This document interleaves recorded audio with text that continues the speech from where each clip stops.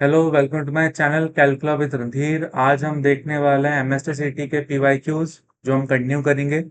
पिछले लेक्चर में भी हमने एमएसटीसीटी के पीवाईक्यूज देखे थे। आज हम कुछ और क्वेश्चंस देखने वाले हैं related to rotational dynamics physics, Maharashtra board obviously. So आज हम कंटिन्यू करेंगे 11th क्वेश्चन से।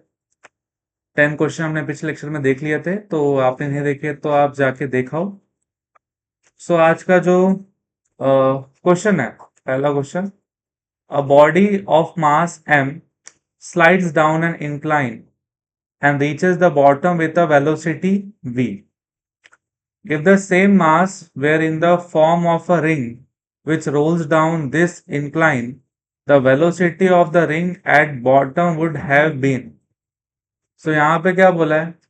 सबसे पहले एक आपने इंक्लाइन लिया, एक इंक्लाइन सरफेस लिया, और यहाँ पे एक ऑब्जेक्ट, ठीक है, कुछ ऐसा होगा, इसका मास स्मॉल एम है और ये स्लाइड करेगा और नीचे की ओर आएगा, ठीक है। और इसकी जो वेलोसिटी होगी बॉटम में यहाँ पे, वो कितनी होगी? कैपिटल वी होगी, ठीक है। तो ये आपको पहले गिवन है कि एक मास है स्मॉल एम जो कि स्लाइड करेगा एक इंक्लाइंड सरफेस से, और जब वो नीचे रीच करेगा तो वो टाइम पे उसकी वेलोसिटी कितनी होगी? कैपिटल वी होगी। If the same mass were in the form of a ring, अगर सेम मास है, मतलब स्मॉल एम मास ही हम लेके चलेंगे, बट यहाँ पे ये जो आप एक ब्लॉक देख रहे हो, ये ब्लॉक नहीं रहेगा, इसकी जगह पे क्या रहेगा? एक रिंग रहेगी, ठीक है। अगर यहाँ पे एक रिंग रहे, ठीक है, सेम मास एम की, तो वो क्या करेगी? वो रोलिंग डाउन या रोलिंग मोशन करेगा।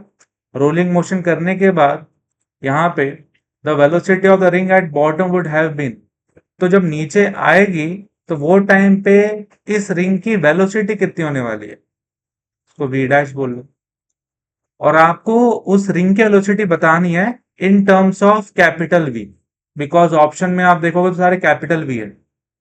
मतलब ये नॉर्मल बॉडी जब स्लाइड डाउन होके बॉटम में जब पहुंच रही होगी, वो टाइम पे वेलोसिटी कैपिटल वी है, और जब रिंग सेम मास की रोल करते हुए जब नीचे की ओर पहुंचेगी, वो टाइम पे उसकी बॉटम वेलोसिटी वी डैश मान लेता है। आपको ये वी डैश ही निकालना है, but in terms of capital V, ठीक है। तो कैसे करेंगे? ऑप्शन देख के समझ में आ रहा है, कैपिटल वी के टर्म्स में आपको निकालना है, ठीक है। सबसे पहले for body of mass M sliding no rotation, ठीक है। अभी जैसे ये आपका फर्स्ट केस है, जब ये स्लाइड कर रहा था, ये थोड़ी रोलिंग मोशन करेगा, कोई रोटेशन थोड़ी पॉसिबल है। एक एक रेक्टेंगुलर एक ब्लॉक है, सो यहाँ पे कोई रोलिंग मोशन नहीं होगा, ठीक है, बस स्लाइडिंग होने वाला है। So by conservation of energy, energy conservation के हिसाब से आपको पता है जो टोटल एनर्जी वो क्या होती है? कंजर्व्ड होती है, वो इक्वल रहती है। तो आप इस पोजीशन पे अगर देखो, इस वाले पोजीशन पे देखो, टॉप पे जब उसका कोई भी मोशन या मूवमेंट नहीं था, तो वो टाइम पे कोई भी काइनेटिक एनर्जी होगी क्या? वेलोसिटी नहीं है तो काइनेटिक एनर्जी भी यहाँ पे कितनी होगी? जीरो होगी, ठीक है। और पोटेंशियल एनर्जी यहाँ पे हो सकती है बिकॉज कुछ हाइट पे है ये, मान लो ग्राउंड से h हाइट पे है, तो यहाँ पे पोटेंशियल एनर्जी क्या हो जाएगी? mgh, यही होगी, ठीक है। अब जब वो नीचे की ओर आया, इस बॉटम वाले पॉइंट पे, निचले हिस्से पे, आप अगर यहाँ पे देखोगे, सो इस वाले पॉइंट पे काइनेटिक एनर्जी अब कुछ होगी, बिकॉज कुछ ना कुछ वेलोसिटी के साथ वो नीचे की ओर टच किया होगा। और मुझे इस टाइम पे वेलोसिटी गिवन है, क्या गिवन है? कैपिटल वी उस ब्लॉक की। तो मैं इसका यूज करूंगा और बना लूंगा formula, half M small M mass दिया था और कैपिटल वी वेलोसिटी दिया था मुझे इस ब्लॉक का, तो इसका क्या होगा? स्क्वायर होगा। अच्छा, इस वाले पॉइंट पे कुछ पोटेंशियल एनर्जी होगी क्या?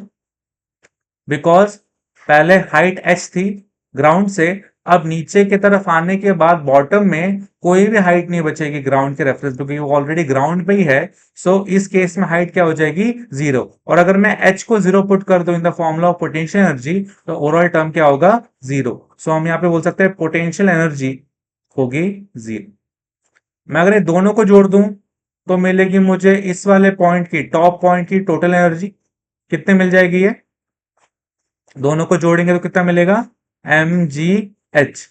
और बॉटम वाले पॉइंट पे मुझे निकालनी है अगर टोटल एनर्जी, तो मुझे ये दोनों को जोड़ना पड़ेगा, 0 प्लस ये, तो आपको यही चीज मिल जाएगी, हाफ एम वी स्क्वायर।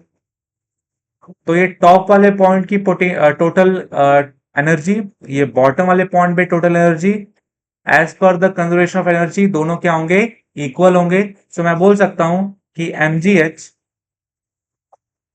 किसके बराबर होगा, हाफ एम वी स्क्वायर के बराबर।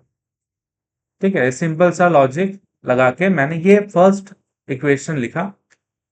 ठीक है, ये लिखा है मैंने उस स्लाइडिंग बॉडी के ऊपर, रेक्टेंगुलर बॉडी के ऊपर।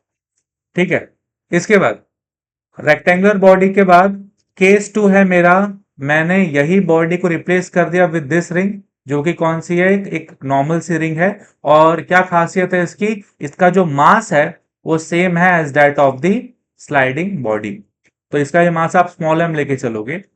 अब जब ये रोलिंग करेगा, जब ये गोल गोल घूम के नीचे की ओर आएगा, तो वो टाइम पे आपको देखना पड़ेगा कि क्या इसकी एनर्जी है ना, काइनेटिक हो या पोटेंशियल हो।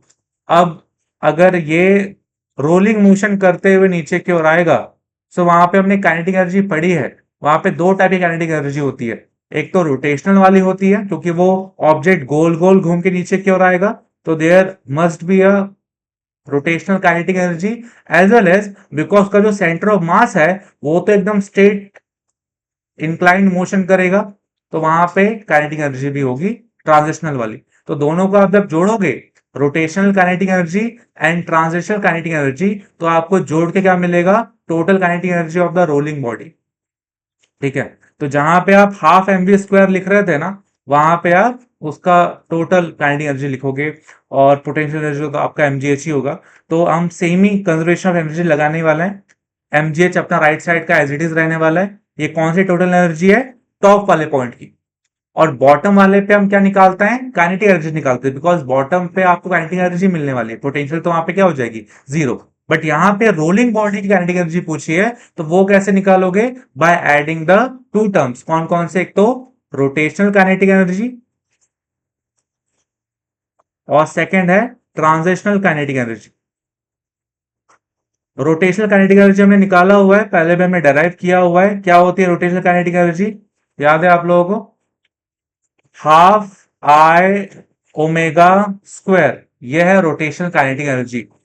और ट्रांजिशनल काइनेटिक एनर्जी, यह हमने पहले से पढ़ा हुआ है, कितना होता है, हाफ एम वी। अच्छा, ये थोड़ा सा आपको क्लियर करना पड़ेगा कि हम बात कर रहे हैं इसकी ट्रांजिशनल वेलोसिटी के बारे में। देखो, इसका वेलोसिटी तो अलग था, इस बॉडी का क्या था, कैपिटल भी था। बट इसका जो टेंजेंशियल वेलोसिटी होगा, उसको हमने क्या माना हुआ है, वी डैश माना हुआ है। ठीक है, वी डैश हमने माना हुआ है, और इसके ऊपर एक काम करने को भी बोला है हमें। हमें आगे जो वेलोसिटी निकालने को बोली भी है ना, वो वी डैश से निकालनी है। ठीक है, यहाँ पे कहीं भी हमें एंगुलर वेलोसिटी की बात नहीं की है। सो ऑटोमेटिकली बाय डिफॉल्ट आपको क्या निकालना पड़ेगा, ट्रांजिशनल वेलोसिटी या टेंजेंशियल वेलोसिटी।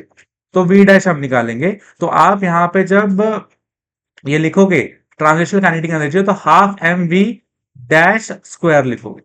ठीक है, ये थोड़ा ध्यान देना, यहाँ पे कैपिटल भी मत डाल देना। ये वेलोसिटी थी आपकी इस स्लाइडिंग बॉडी की, ना कि रिंग की। रिंग का अलग है वी डैश। ठीक है, पुट किया।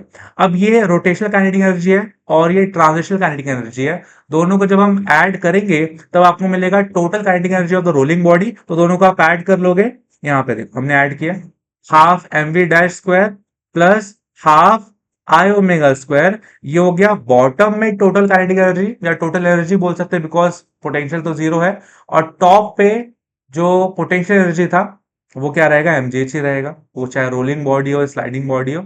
इनिशियली तो रुका ही हुआ है। ये वाला टर्म समझ में आया क्या सबको, सेम इसी हिसाब से निकाला हमने। इसका हिसाब था कि स्लाइडिंग था, नो रोटेशन, बट ये स्लाइडिंग भी होगा, मतलब रोलिंग मोशन रहने वाला है। सो इनिशियली तो आप क्या देखोगे कि कोई भी टेंजेंशियल वेलोसिटी नहीं रहने वाली है, रुका हुआ है। तो उस वाले केस में आपका जो ये वाला टर्म रहेगा, वो क्या रहेगा, जीरो रहेगा। और स्टार्टिंग में रोलिंग मोशन के स्टार्टिंग में वो घूम रहा होगा क्या, नहीं घूम रहा होगा, रोटेशन उसमें हो रहा होगा क्या इनिशियली? एकदम नहीं हो रही होगी, तो वो टाइम पे जो ओमेगा है वो भी क्या रहेगा? जीरो रहेगा, यानी कि ये टर्म भी जीरो हो जाएगा। तो एकदम टॉप मोस्ट पोजीशन पे क्या एनर्जी बचेगी, जो कि रहेगी उसकी पोटेंशियल एनर्जी, वो किसके बराबर रहेगी? mgh। तो सेम ही कंसेप्ट लगा रहा हूं मैं कि टॉप पोजीशन पे जब ऑब्जेक्ट रुका है, सारे वेलोसिटी जीरो है, उस केस में पोटेंशियल एनर्जी ही है जो कि कंट्रीब्यूट कर रही है उसके टोटल एनर्जी के लिए। और बॉटम में पोटेंशियल जीरो हो जाएगी, बस क्या रहेगी? Kinetic. But for a rolling motion kinetic दो चीजों से बनती है, rotational as well as transitional, दोनों को जोड़ा तो ये आपका काइनेटिक, जो कि कंट्रीब्यूट करी फॉर ए टोटल एनर्जी। अब दोनों बराबर होंगे as per the conservation of energy. ठीक है, इतना जरूरी था, इतना कुछ बनाना भी जरूरी था। इसके बाद हमने ऐसे बताया ये दोनों चीजें बराबर हैं, फिर आप पुट कर सकते हो वैल्यूज को, ट्राई करेंगे चीजों को सेम रखने का कि कुछ कैंसिल या कुछ कॉमन आउट निकले। जैसे कि आप देख सकते हो यहाँ पे आई जो है, आई को मैं क्या पुट कर सकता हूँ? एम आर स्क्वायर, बिकॉज हम बात कर रहे हैं एक रिंग की, और रिंग का जो मोमेंट ऑफ इनर्शिया होता है वो क्या होता है? एम आर स्क्वायर होता है। सो जहां पे आई है मैं वहां पे पुट कर सकता हूं एम आर स्क्वायर। उसके बाद जहां पे ओमेगा है, ओमेगा को भी मुझे नहीं रखना चाहिए यहाँ पे, बिकॉज कहीं भी ओमेगा की बात नहीं हुई है, कहीं भी ऑप्शन में भी ओमेगा नहीं है। सो ओमेगा यहाँ पे हटाना पड़ेगा आपको। आप ओमेगा को वेलोसिटी, टेंजेंशियल वेलोसिटी से रिप्लेस कर सकते हो। जैसे आपको पता है v क्या होता है? आर ओमेगा, और ओमेगा यहां से क्या निकाल सकते हैं हम? v upon R. So omega जो v अपॉन आर है, ये ओमेगा उस ऑब्जेक्ट का है, रिंग का। तो यहाँ पे वेलोसिटी कौन से हमने मार्क की थी? v dash. ठीक है, ये सब ध्यान देना है। सो ओमेगा जहां पे, वहां पे आप v dash upon R put करोगे। और ध्यान देना हमने यहाँ पे जो रेडियस है वो आर मान लिया, लेट से कोई इशू नहीं है, स्मॉल आर मान लो, कैपिटल आर मान लो, कोई भी इशू नहीं है। सो मान लो कैपिटल आर मान लिया है रेडियस ऑफ द रिंग।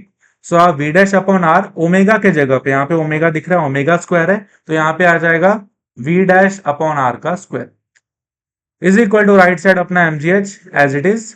उसके बाद आप देखो टर्म्स को काफी ध्यान से। सो आप देखोगे यहाँ पे, तो ये वाला जो टर्म है इसमें क्या होगा? v डैश का स्क्वायर होगा और नीचे r का स्क्वायर होगा। जो r का स्क्वायर है और ऊपर भी r का स्क्वायर है, तो क्या होगा? कैंसर। यहाँ जो टर्म बचेगा वो क्या बचेगा? Half m v dash square plus half m, यहाँ भी v dash square is equal to mgh। एकदम लाइक टर्म्स है दोनों, M V dash square, half half क्या हो जाएगा? वन हो जाएगा। या बोल सकते हो simply M V dash square is equal to M G H, ये चीज बोल सकते हैं, M V dash square is equal to M G H. ठीक है, इसके बाद ये चीज हमें मिली।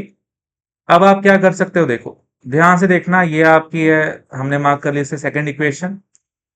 हमारे पास कोई फर्स्ट इक्वेशन थी, याद है? ये फर्स्ट इक्वेशन थी फॉर द स्लाइडिंग मोशन, ये सेकंड इक्वेशन है रोलिंग मोशन का। दोनों ही इक्वेशन में खास बात क्या है? दोनों का आरएचएस इक्वल है, यहां भी एमजीएच और यहां भी एमजीएच, तो दोनों का लेफ्ट हैंड साइड भी इक्वल होगा। मतलब हाफ एम वी स्क्वायर और एम वी डैश स्क्वायर क्या होंगे? इक्वल होंगे। तो मैंने यहां लिख दिया M V dash square is equal to half M V square. ये स्मॉल वी डैश है अपने रोलिंग बॉडी का वेलोसिटी, ये कैपिटल वी है स्लाइडिंग बॉडी का वेलोसिटी। आपको रोलिंग बॉडी का वेलोसिटी निकालना था in terms of the sliding body का वेलोसिटी। सो हम यहाँ पे बी डैश निकाल लेंगे बस। ठीक है, सो यहाँ पे देखो एम है, यहाँ पे एम है, क्या होगा? ये कैंसिल होगा। V dash square is equal to यहाँ पे वी स्क्वायर अपॉन टू बचेगा, और स्क्वायर शिफ्ट करेंगे तो यहाँ पे अंडर रूट आएगा, square root of square, square और रूट कैंसिल, यहाँ पे बस वी बचेगा और नीचे अंडर रूट ऑफ टू। तो ये आ गया आपका वेलोसिटी ऑफ द रिंग, और ये आ रहा है in terms of the sliding body v upon under root two. कौन सा ऑप्शन रहेगा? ये थर्ड ऑप्शन बना दिया अपने ऑप्शन। ठीक है, v अपॉन अंडर रूट। तो ऐसे करना है, ये क्वेश्चन आ चुका है एमएसटी 2024 में, और कुछ ऐसे करेंगे इस क्वेश्चन को, ध्यान से देख लो। डाउट रहे किसी भी स्टेप में तो पूछो। क्लियर है क्या? डाउट किसी भी चीज की? नहीं? ठीक है, बढ़िया। नेक्स्ट क्वेश्चन है अपने पास, ध्यान दो सब लोग। तो ये क्वेश्चन में हमें क्या बोला है? 7 identical disks are arranged in a hexagonal plane pattern so as to touch each neighbour disk as shown in figure. तो यहाँ पे आपको दिख रहा है 7 हेक्सागोनल 7 डिस्क अरेंज किए गए हैं हेक्सागोनल पैटर्न में। जैसे आप देखोगे आजू बाजू 6 आपको दिख रहे होंगे और बीच में एक है। ये सब के सब क्या है? डिस्क है। डिस्क, रिंग नहीं है। ठीक है, मतलब यहाँ पे अंदर से भी ये क्या रहेंगे? एकदम कवर्ड होंगे या ब्लॉक पूरा सरफेस होगा। आर पार ये दिखाई नहीं देने वाला आपको। सो ऐसा कुछ दिया है आपको। उसके बाद each disc has mass capital M and radius capital R. हर डिस्क का आपको मास गिवन है। क्या है? कैपिटल एम है, मतलब हर एक आइडेंटिकल है। पहले बोल दिया था ना आइडेंटिकल। आइडेंटिकल मतलब सब सेम होंगे, मास में भी सेम होंगे, रेडियस में भी सेम होंगे। ठीक है। The moment of inertia of the system of 7 disc about an axis through the centre of central disc. आपको यहाँ पे मोमेंट ऑफ इनर्शिया निकालना है सिस्टम ऑफ 7 डिस्क का। ठीक है, मतलब ये सब अपने आप में घूमेंगे। ये भी घूमने वाला है, ये भी घूमेगा, ये भी घूमेगा। ठीक है, तो आपको इनका सबका मोमेंट ऑफ इनर्शिया निकालना है, बट कौन से एक्सिस के अबाउट? जो कि centre of the central disc से पास हो रही है। मतलब एक एक्सिस जो कि सेंटर से जा रही होगी। ठीक है, और सेंटर ऑफ एक्सिस से आपको हर एक का क्या निकालना है? मोमेंट ऑफ इनर्शिया निकालना है। देखो सब लोग अपने अपने एक्सिस के अबाउट घूम रहे हैं और सबका एक्सिस कहां से जा रहा होगा? इनके सेंटर से जा रहा होगा। ठीक है, ये इसका एक्सिस है, ये इसका एक्सिस है, ये इसका एक्सिस है, ये इसका है, ये इसका है, ये इसका है, और सेंटर वाले का सेंटर वाला है। सब अपने अपने एक्सिस से घूम रहे हैं। बट आपको इन पूरे सिस्टम का निकालना है टोटल मोमेंट ऑफ इनर्शिया। कौन से एक्सिस के अबाउट? जो कि सिर्फ और सिर्फ सेंटर वाले डिस्क के सेंटर से जा रहा है। सेंटर वाले डिस्क के सेंटर से जा रहा है। ठीक है, कैसे कर सकते हैं? ध्यान दो। जैसे आपको पता है यहाँ पे क्या पता है कि अगर मैं डिस्क का ही पूछ लूं कि एक डिस्क का हमने ये सब याद किया और हमने डेराइव भी किया था ये चीज पिछले लेक्चर में कि मोमेंट ऑफ इनर्शिया क्या होगा एक डिस्क का अगर वो एक्सिस जो है उसके सेंटर से पास करे तो वो क्या आया था? Half M R square. Derive किया था हमने। ठीक है, याद भी किया था। अभी सिस्टम में टोटल कितने डिस्क हैं? 6 + 1 7। मतलब एक जो है आपका सेंट्रल डिस्क दिख रहा है आपको बीच में, और 6 आजू बाजू दिख रहे हैं आपको सराउंडिंग डिस्क। ठीक है, अच्छा यहाँ पे फिर हम जो है काम स्टार्ट करते हैं। हम यहाँ पे निकालते हैं, जैसे कि मान लो इस वाले डिस्क का, ये डिस्क आपको दिख रही है सबको, इस डिस्क का मैं निकालना चाहता हूं मोमेंट ऑफ इनर्शिया इसके खुद के एक्सेस के अबाउट। इसका जो एक्सेस है ना पहले वो निकाल लेता हूं। कैसे काम करेंगे देख। तो अच्छा एक चीज और, अगर मैं इसका खुद का एक्सिस के अबाउट पूछूं मोमेंट ऑफ इनर्शिया तो वो क्या रहेगा? सेंटर से जो जा रही है वो यही रहेगा, हाफ एम आर स्क्वायर। ठीक है, अगर मैं इसका मोमेंट ऑफ इनर्शिया पूछूं आपको इस एक्सिस के अबाउट, जो कि सेंटर वाले डिस्क के सेंटर से जो लाइन पास हो रही है उसके अबाउट इसका मोमेंट ऑफ इनर्शिया कितना होगा? तो आप खुद सोचो, यहां पे एक एक्सिस जा रही होगी और यहां पे एक एक्सिस ऑलरेडी जो जा रही थी वहां से मोमेंट ऑफ इनर्शिया मैंने निकाला। ठीक है, तो मुझे यहां पे क्या करना होगा? यहां पे मैं लगाऊंगा पैरेलल एक्सिस थ्योरम।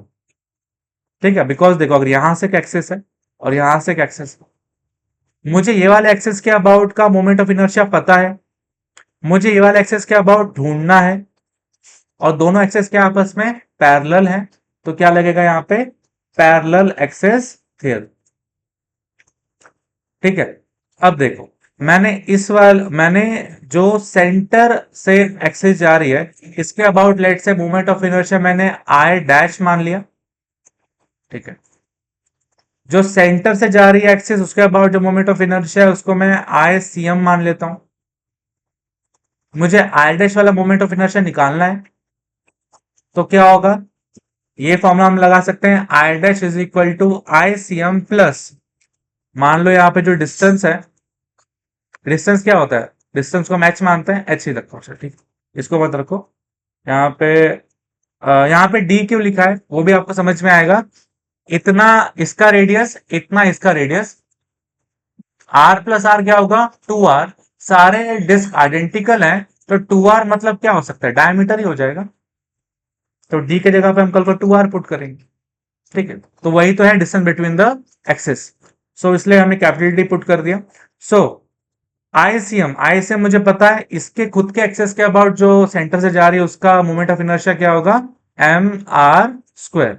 सो मैंने इसके जगह पे पुट कर दिया, सॉरी हाफ भी रहेगा, हाफ एम आर स्क्वायर मैंने यहाँ पे पुट किया, plus mass as it is.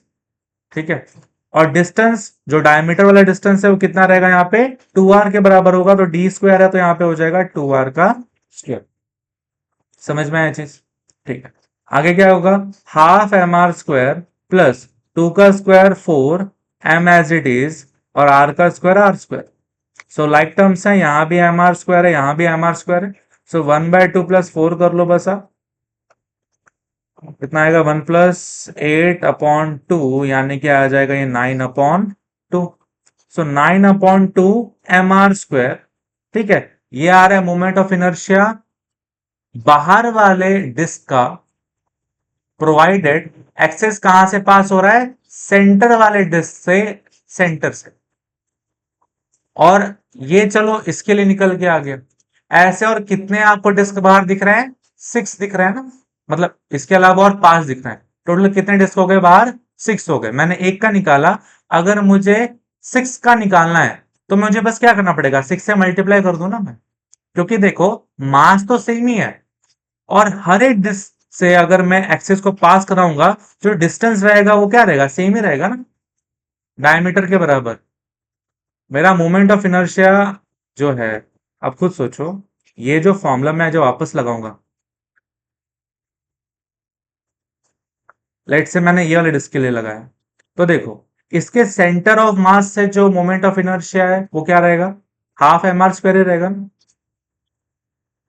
Disc identical है, मास m है, रेडियस r है, यही आएगा, plus mass of the disc, plus distance क्या है, सेंटर वाले एक्सिस और ये वाले एक्सिस के बीच में, ये रेडियस प्लस ये रेडियस, 2r। यही टर्म नहीं मिल जाएगा आपको। तो हर एक डिस्क के लिए आपको सेम टर्म मिलेंगे, या सेम बोल सकते हैं मोमेंट ऑफ इनर्शिया मिलेंगे, सेंटर से एक्सिस पास हो रहा है तो मैंने एक डिस्क से निकाल लिया मोमेंट ऑफ इनर्शिया, एक डिस्क का निकाले मोमेंट ऑफ इनर्शिया। ऐसे बाहर कितने और हैं, 5 हैं। तो आप वही चीज को और 5 बार ऐड कर लो, या आप वही टर्म को 6 से मल्टीप्लाई कर दो, एक ही बात है। तो मैं अगर इस वाले को 6 से मल्टीप्लाई कर दूं तो क्या होगा, 2 1 जा और 2 3 जा, 9 3 जा कितना हो जाएगा यहाँ पे, 27 एम आर स्क्वायर। ऐसा कुछ आपको मिलेगा सारे डिस्क का moment of inertia combined. But अभी भी इनफ नहीं है, बीच का डिस्क तो बचा हुआ है। ठीक है, सो आप यहां पे क्या करोगे, ठीक है मैंने ये टर्म यहां पे नोट कर लिया है।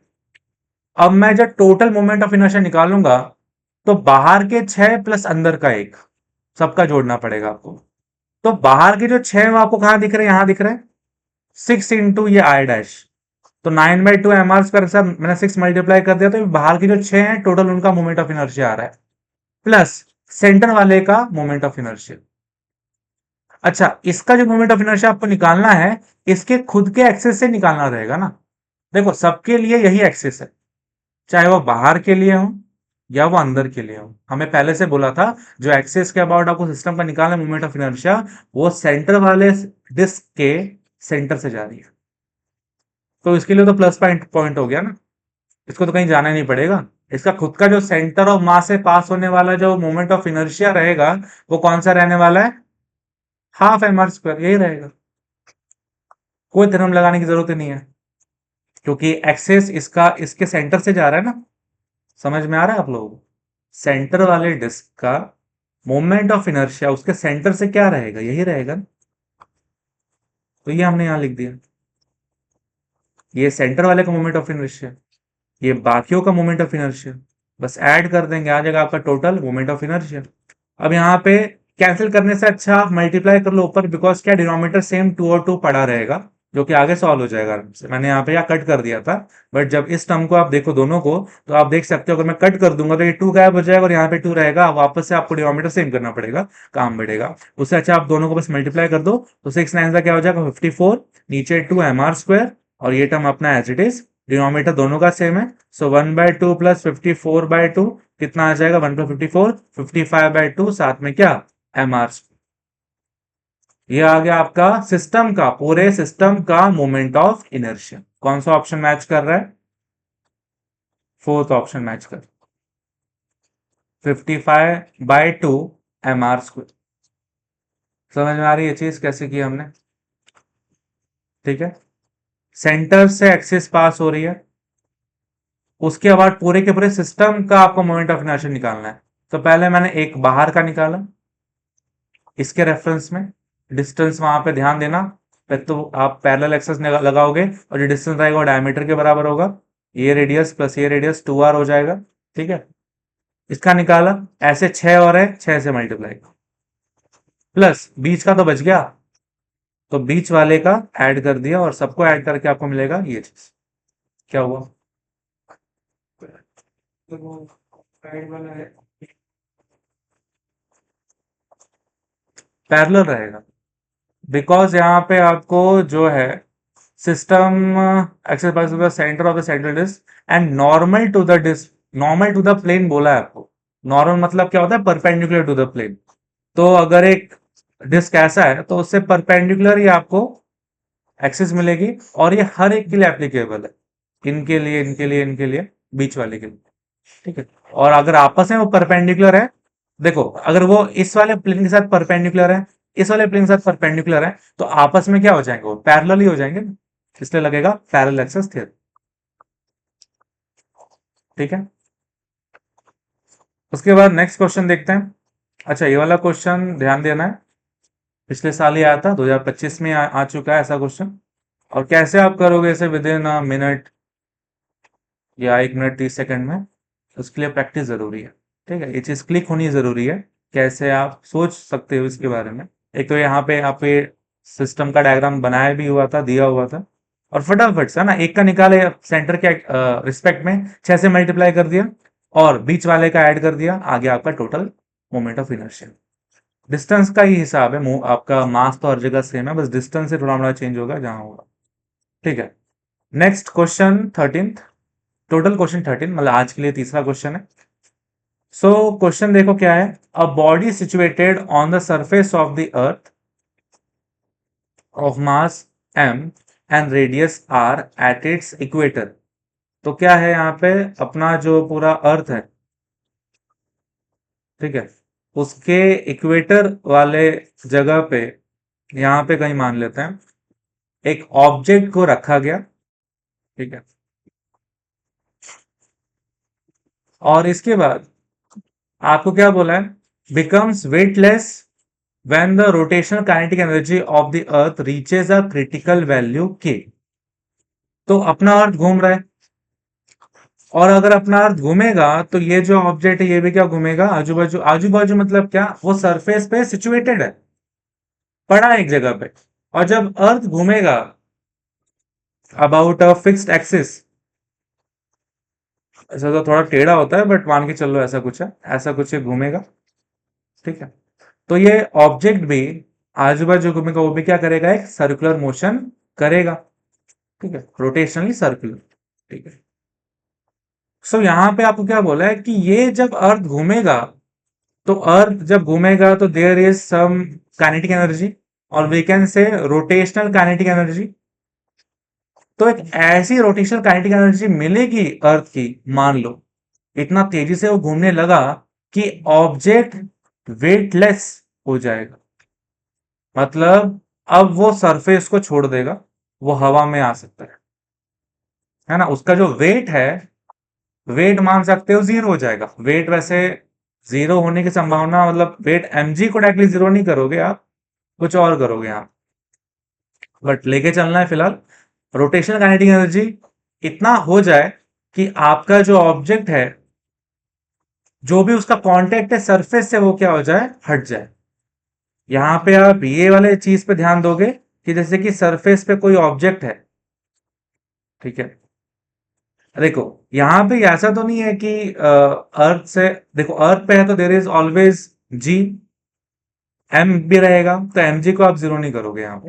यहाँ पे आप क्या करोगे, सरफेस पे कभी भी ऑब्जेक्ट रहता है तो हमेशा परपेंडिकुलरली सरफेस के बाहर एक नॉर्मल रिएक्शन फोर्स लगता है। ये पूरे के पूरे कांटेक्ट पे डिपेंड करता है। अगर कांटेक्ट है सरफेस पे तो there is some normal reaction force, इसको हम कांटेक्ट फोर्स ही बोलते हैं इसलिए। और अगर वेटलेस हो गया मतलब सरफेस से जो कांटेक्ट है वो हट जाएगा, तो यहां पे नॉर्मल रिएक्शन फोर्स क्या होगा, जीरो होगा। तो ये चीज जीरो होती है, ठीक है। सो इसके लिए हमें वो क्रिटिकल काइनेटिक एनर्जी ढूंढनी पड़ेगी जिस एनर्जी पे ऐसा कुछ होगा, वो ऑब्जेक्ट जो कि इक्वेटर पे रखा हुआ है वो क्या फील करेगा, वेटलेसनेस फील करेगा, ठीक। और वो क्रिटिकल काइनेटिक एनर्जी को कुछ के माना हुआ है, ठीक है, उसका कोई इशू नहीं। आ, इसके बाद वैल्यू ऑफ के आपको वही निकालना है। ऑप्शन आपको कुछ एम, स्मॉल जी और आर में सारे ऑप्शन आपको दिए हैं, ठीक है। क्या करेंगे यहाँ पे देखो ध्यान से, a body becomes weightless at the equator, equator पे वेटलेस हो रहा है वो, when the centripetal acceleration equals the acceleration due to gravity. ठीक है, अभी जो जो भी चीज लिखी है उसका मैं एक्सप्लेनेशन देता हूं यहाँ पे आपको कि अगर मेरा ऑब्जेक्ट यहां पे कहीं है, ठीक, सो इसका जो वेट है वो कहां लग रहा होगा, टूवर्ड्स द सेंटर, है ना, टूवर्ड्स द सेंटर ये अपना वेट लग रहा है, which is also known as M G. और जो कांटेक्ट फोर्स या फिर जो बोलो मैं नॉर्मल रिएक्शन फोर्स है वो कहां लगेगा, बाहर की ओर, सरफेस से हमेशा बाहर की ओर होता है, एन, ठीक। इसके बाद आप देखो ध्यान से, यहाँ पे दो फोर्स लग रहा है, नॉर्मल रिएक्शन फोर्स बाहर की ओर, टुवर्ड द सेंटर, वेट। अगर मुझे ऐसा बोला है कि बॉडी एक्सपीरियंस कर रहा है वेटलेस या वेटलेसनेस, तो वो टाइम पे आप, चलो ठीक है, वेटलेस पे थोड़ा सा रुक जाते हैं, वेटलेस तुरंत नहीं बोलते हैं। अभी आप बस इतना मान के चलो कि आपका जो ऑब्जेक्ट है जो सरफेस के ऊपर है वो गोल गोल घूम रहा है, ठीक है। तो यहां पे क्या होगा, यहां पे सेंट्रीपिटल फोर्स भी होगा, क्योंकि वो गोल गोल घूम रहा है, सरफेस पर रहने के बावजूद वो एक इस एक्सिस के अबाउट गोल गोल घूम रहा है। तो ये सेंट्रीपिटल फोर्स प्रोवाइड कौन कर रहा है, सेंट्रीपिटल फोर्स प्रोवाइड करेगा यहाँ पे, ये दोनों फोर्स का कुछ कॉम्बिनेशन होने वाला है, एम जी अंदर की और एन बाहर की। दोनों में से गेस करो कौन सा फोर्स बड़ा होगा, एम जी या एन। क्योंकि कल को इतना तेज घूमने के बाद एन एक टाइम बाद क्या होने वाला है, जीरो होने वाला है, मतलब एन का जो इफेक्ट है वो थोड़ा कम रहेगा। मैं बोल सकता हूं एन की वैल्यू कम होगी, एमजे की वैल्यू ज्यादा होगी, मतलब जो डिफरेंस, एक तो देखो दोनों अपोजिट फोर्सेस, तो एम जी माइनस एन कर सकता हूं। और ये जो रिजल्टेंट है यही प्रोवाइड करेगा नेसेसरी सेंट्रीपिटल फोर्स। ये चीज हमने पहले भी डेरिवेशन में की है, या आपको ये चीज, एक तो ये नॉर्मल यही कंसेप्ट होता है कि difference of the forces provides the necessary centripetal force. उसमें आप फिर ये देखो कि कौन सा बड़ा है कौन सा छोटा है। इमेजिन करो कि अच्छा एक टाइम के बाद वेटलेस होने वाला है, यानी कि ये जीरो होगा, मतलब इसकी वैल्यू थोड़ी कम ही रहने वाली है एमजी से, सो डिफरेंस आप एमजी माइनस एन लोगे, और यही फिर प्रोवाइड करेगा सेंट्रीपिटल फोर्स, तो ये बराबर होगा सेंट्रीपिटल फोर्स के बराबर। ये आप ऐसे समझ के चलो, ठीक है, कि बाहर की तरफ सेंट्रीफ्यूगल फोर्स तो लग ही रहा है, जिसका formula M V square upon R ही होता है, ठीक है। इसमें आप ऐसे समझ लो कि आपका जो एम जी है, बिकॉज वो सर्कुलर मोशन लगातार कर रहा है, वो इस डायरेक्शन में वर्टिकली डिस्टर्ब नहीं हो रहा है, या फिर वो अंदर बाहर नहीं जा रहा है, एक जगह पे पड़ा है। सो अंदर का फोर्स और बाहर के फोर्सेस क्या होंगे, बराबर होंगे। अंदर का फोर्स एमजी है, बाहर के फोर्सेस कौन कौन से हैं, एक तो नॉर्मल रिएक्शन एंड सेंट्रीफ्यूगल। सो दोनों, एक तो बाहर के जो दोनों हैं वो क्या हो जाएंगे, आपस में ऐड हो जाएंगे, एन को अंदर भेजा तो M G minus N is equal to M V square upon, यही चीज मिलेगी, ठीक है। ये कैसे बना है वो समझ में आना चाहिए।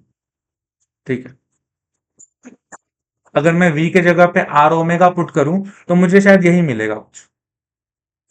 ये भी फॉर्मूला था सेंट्रीपिटल फोर्स का ही in terms of angular velocity, याद है ना? M V square upon radius R दिया था, कैपिटल आर दिया था। तो अगर मैं यहाँ पे v के जगह पे आर ओमेगा पुट करूं, सो आर ओमेगा का स्क्वायर, यहाँ पे आर कैपिटल आर लेके चलना है। सो क्या होगा, M R square omega square upon capital R, R और स्क्वायर कैंसिल, क्या बचा, एम आर ओमेगा स्क्वायर। वही तो यहाँ पे दिया है।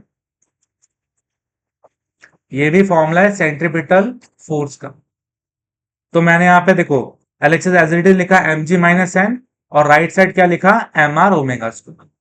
ठीक है, अब इसके बाद क्या करेंगे, देख, अब ये चीज तो तब की थी जब वो घूम रहा था मजे से, कोई इश्यू नहीं है। अब एक टाइम के बाद जब उसे सही में वेटलेस फील हुआ, वेटलेस फील होने का मतलब क्या, कांटेक्ट छूट जाएगा सरफेस से, अभी वो हवा में होगा, मतलब नॉर्मल रिएक्शन फोर्स यहां पे क्या हो जाएगा, जीरो हो जाएगा। तो इसी वाले फॉर्मूले में आप एन की वैल्यू क्या कर दो, जीरो कर दो, तो क्या हो जाएगा, ये M G is equal to M R omega square. N तो जीरो हो गया, तब यही बचेगा। फिर एम और एम कैंसिल, जी क्या मिलेगा आपको, आर ओमेगा स्क्वायर के बराबर, ये चीज मिली। और यहां पे फिर आप ओमेगा स्क्वायर निकाल सकते हो, आर यहां शिफ्ट करके ओमेगा स्क्वायर मिलेगा जी अपॉन, ये अपने को लगने वाला है। ठीक, तो ये चीज कैसे निकाली ये समझ में आना चाहिए, ध्यान देना इसके बारे में। ठीक है, कोई दिक्कत है इसमें, इतना क्लियर है क्या? ये मैंने कैसे फोर्सेस के बारे में बात की कि difference of force provide necessary centripetal force, वहां से मैंने वेटलेस के लिए कांटेक्ट जीरो किया, सो एन हो गया zero, so R omega square is equal to G, यहां से मैं ओमेगा स्क्वायर निकालूंगा, क्यों, आगे पता लगेगा। ठीक है, उसके बाद rotational kinetic energy of the earth is this. आपको पता है अर्थ तो घूम रहा है about axis, about its own axis, rotation हो रहा है, सो रोटेशनल काइनेटिक एनर्जी वहां पे होगी, और किसके बराबर होगी, हाफ आई ओमेगा स्क्वायर के बराबर। हमारे अर्थ को एक सॉलिड स्फीयर मानने को बोला भी गया था, है ना, assume Earth as a solid sphere. तो सॉलिड स्फीयर मान के आप काम करो, और एक्सिस अगर सेंटर से पास हो रही तो मोमेंट ऑफ इनर्शिया क्या हो जाएगा, 2/5 एम आर स्क्वायर, ये भी हमने पढ़ा होगा। ये काइनेटिक एनर्जी जो है उसकी वैल्यू आपको निकालनी है। अब देखो ये जो आपने निकाला, राइट साइड जो है हाफ आई ओमेगा स्क्वायर, ऐसा कुछ ऑप्शन मैच हो रहा है क्या, नहीं हो रहा, तो मुझे यहाँ पे आई को पुट करना पड़ेगा, कुछ चेंज करूं मैं। अच्छा, आई पता है मुझे 2/5 एम आर स्क्वायर, तो आई के जगह पे मैं 2/5 एम आर स्क्वायर पुट कर सकता हूं क्या, कर सकता हूं। हाफ था फॉर्मूले में, वो एज इट इज लिखा हुआ है। अच्छा, इतना भी अगर रहता आर स्क्वायर के साथ तो भी इनफ नहीं रहता, बिकॉज मेरे ऑप्शन में जी भी है। तो जी लाने के लिए फिर मैंने ये काम किया कि मेरे फॉर्मूले में जो ओमेगा स्क्वायर है वहां पे मैं क्या पुट करूंगा, जी अपॉन आर। देखो ये अपना ओमेगा स्क्वायर है, क्या पुट कर दिया, जी अपॉन आर। अब यहां पे जो आर है स्क्वायर कैंसिल, 2 और 2 क्या होगा, कैंसिल, क्या बचा यहाँ पे, 1/, नीचे बस फाइव है, और एम जी, एक ही आर बच रहा है, कैपिटल आर, तो कौन सा ऑप्शन मैच करेगा, 1/5 M G R, fourth option. ये है काइनेटिक एनर्जी, जिस काइनेटिक एनर्जी पे वो वेटलेस फील करेगा, उसका वेट जीरो मानोगे, या उससे बेटर ये मानोगे कि जो आपका कांटेक्ट फोर्स है वो जीरो। तो मैंने ये एक्सप्रेशन लिया। आप अगर लॉजिकल जाओ तो कैसे जाना चाहिए लॉजिकली, पहले आप काइनेटिक एनर्जी की बात करो, अच्छा ये होता है, ऑप्शन मैच कर रहा है क्या, नहीं कर रहा, मॉडिफिकेशन की जरूरत है, चेंजेस करनी पड़ेंगे। अच्छा, मुझे आय की बात कर लेता हूं मैं, मुझे आय का नहीं पता भी है, मुझे बोला ही था कि अज्यूम करो अर्थ को एज अ सॉलिड स्फीयर, तो सॉलिड स्फीयर का मोमेंट ऑफ इनर्शिया क्या होता है about its own axis passing to the centre of the sphere 2/5 mr²। ये मैं पुट करता हूं अगर मैं यहाँ पे, है ना, कुछ ऐसा आपको दिखेगा, हाफ 2/5 mr², हाफ आई की जगह पे 2/5 mr²। बट स्टिल अगर वहां पे ओमेगा स्क्वायर ही होता, बट मेरे कोई भी ऑप्शन में आप देखोगे तो ओमेगा स्क्वायर नहीं है, मतलब ओमेगा स्क्वायर को भी हटाना चाहिए। उसके लिए फिर मैंने ये फोर्सेस की काम जो भी है बात की, और यहाँ पे एक काम और हुआ, वेटलेस वाली प्रॉपर्टी भी लग गई, कंडीशन भी लग गई। तो इसलिए वो जो टच है ना, जो फिनिशिंग टच है पूरे के पूरे काइनेटिक एनर्जी में, वो मिला कि भाई ये वो काइनेटिक एनर्जी है जहां पे वेटलेस एक्सपीरियंस हो। तो ये फोर्सेस वाले एक्सप्रेशन से हमने एन को जीरो किया वेटलेस बोल के, और वहां से हमने फिर क्या कर लिया, तो देखो वेटलेस वाली कंडीशन भी लगा दी, और हमने एक काम और किया, ओमेगा स्क्वायर को रिप्लेस भी कर दिया। अब सारी चीजें वही हैं जो मेरे ऑप्शन में दिख रही, कट पिट किया, आ गया आपका 1/5 mgr, फोर्थ ऑप्शन। ये क्वेश्चन आ चुका है 2024 में। इजी क्वेश्चन है, सोल्यूशन किसी के भी बड़े आपको नहीं दिखेंगे, बस लॉजिकली चलो यहाँ पे फिर यहाँ पे, फिर ओमेगा स्क्वायर के लिए पीछे, और लगाया फिर हमने कंडीशन ऑफ वेटलेस। क्लियर है सबको? डाउट है कुछ इसमें? डाउट है तो पूछो। इसको बार बार एक तो खुद से करके भी देखना है आपको, क्योंकि ओरली या ऐसे दिखा के जितना भी समझ में आएगा आपको, 100% तो नहीं आएगा। हाँ भाई ये लग रहा है वो लग रहा है, ठीक है, जब तक आप खुद से नहीं करोगे तब तक चीजें उतनी क्लियर नहीं होगी। Next question, question of 14। A particle is moving in circular path with varying with time as v is equal to 2.5 t square plus 5t। तो एक पार्टिकल का आपको वेलोसिटी दिया है, ठीक है, पार्टिकल का आपको एक वेलोसिटी गिवन है, और जो वेलोसिटी है वो एक्सप्रेशन के टर्म्स में है, और वहां पे आप देखोगे कुछ वेरिएबल भी आपको दिख रहा है, टाइम दिख रहा है, और बोला भी है ना भाई वेलोसिटी जो है वो चेंज हो रही है टाइम के रिस्पेक्ट, और वो आपके एक्सप्रेशन में दिख भी रहा है कि हाँ भाई टाइम के रिस्पेक्ट में तो चेंज हो रही है, बिकॉज अगर मैं टी की वैल्यू चेंज करूं तो वी की वैल्यू ऑटोमेटिकली चेंज भी होगी।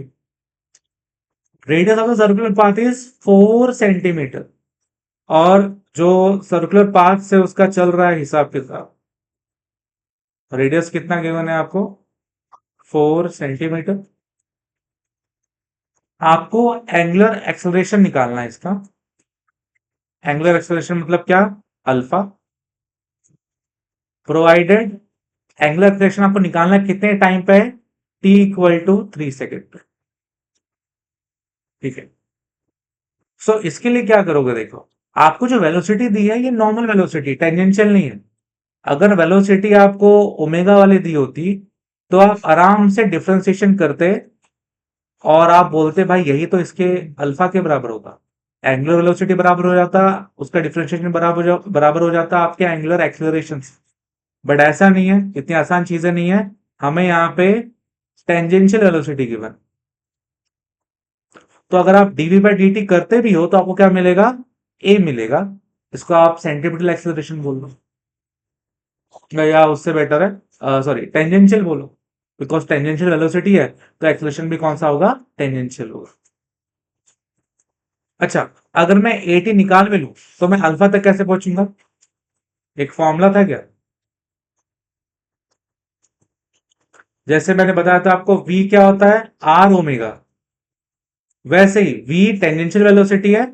अगर मैं टेंजेंशियल एक्सेलरेशन की बात करूं तो वो होगा r इंटू, यहाँ ओमेगा जैसा है एंगुलर वेलोसिटी, वैसे यहां पर रहेगा एंगुलर एक्सेलरेशन। तो ये भी फॉर्मूला मैंने बताया था। तो मुझे r पता है कितना गिवन है, 4, थोड़ा ध्यान से मीटर में कर लेना, सेंटीमीटर नहीं चलता अपने यहाँ, ठीक है। 80 निकाल सकते हैं सिंपली अगर मैं डिफ्रेंसिएशन कर दूं, वेलोसिटी जो दिया है मुझे टाइम के रिस्पेक्ट, और ये कंडीशन ही पुट करना पड़ेगा मुझे, 3 सेकंड के ऊपर काम करना है। तो देखो पहले तो आपको जो वेलोसिटी गिवन है, ठीक है, ये वेलोसिटी के लिए मैं जो एक्सेलरेशन निकालूंगा टेंजेंशियल, क्या करना पड़ेगा मुझे, बस डिफरेंशिएशन करना पड़ेगा इस v का टाइम के रिस्पेक्ट में, बिकॉज टाइम के रिस्पेक्ट में चेंज हो रहा है, तो डिफरेंशिएशन भी यहाँ पे होगा आराम से। कैसे हो सकता है? 2.5 टी स्क्वायर की जो पावर 2 है वो कहाँ आ जाएगी? आगे आ जाएगी, और टी की पावर में एक कम हो जाएगा, तो 2 - 1, सॉरी, फिर 2 - 1 कितना होगा? 1 होगा, प्लस 5t। तो यहाँ पे जो टी है, टी की पावर 1 है, सो उसके लिए भी कैसा होगा? 5 × 1, 5 × 1, और टी की पावर 1 थी, आगे आ गई, और अब वहां पे 1 में एक कम करोगे तो कितना होगा? टी की पावर 0। कितना मिलेगा फिर? 2.5 × 2 मतलब 5t, प्लस 5 × 1 = 5, किसी की पावर 0 होगी तो वैल्यू क्या होती है? 1, तो 5 × 1 = 5। तो कितना मिल रहा है आपको? 5t + 5। समझ में आया?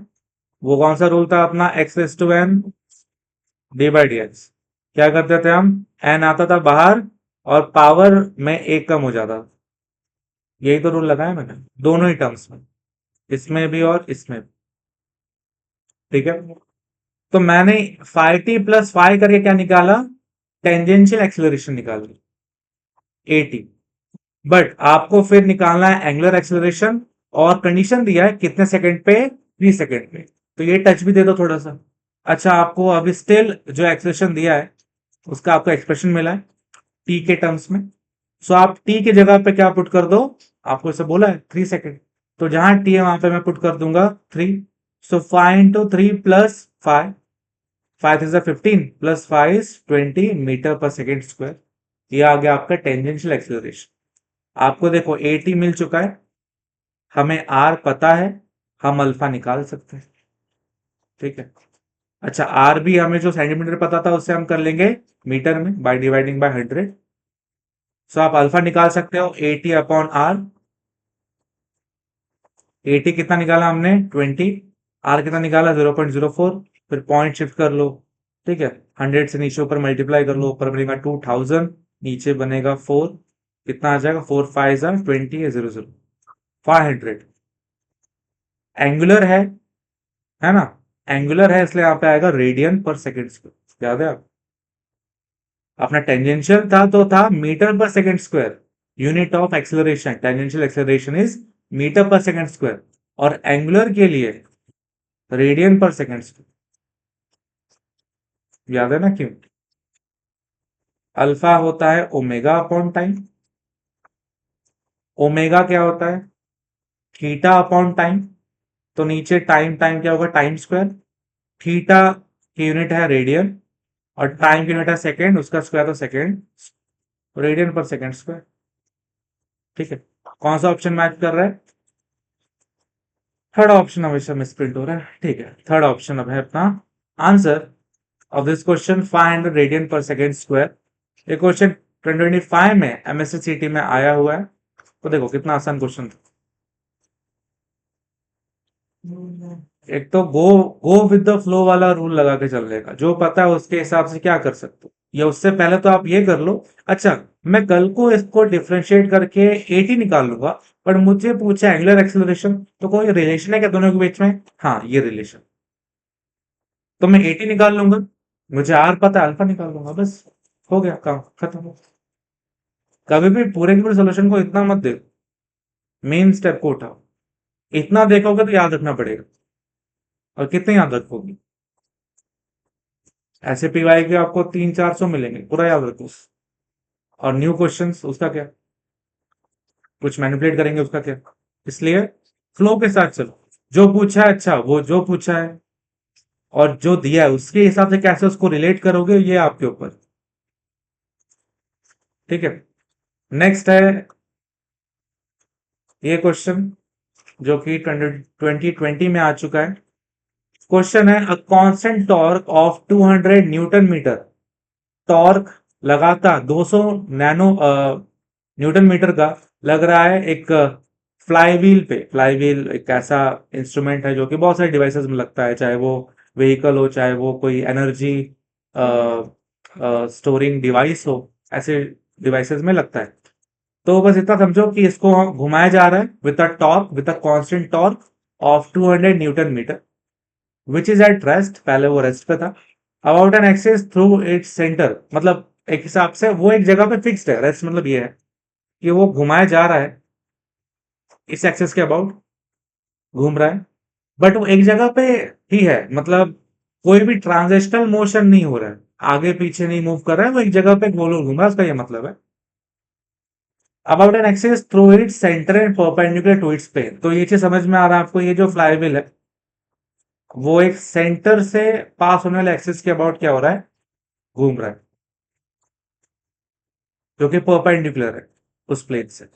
मोमेंट ऑफ इनर्शिया आपको गिवन है 50 किलोग्राम मीटर स्क्वायर, आई आपको गिवन है।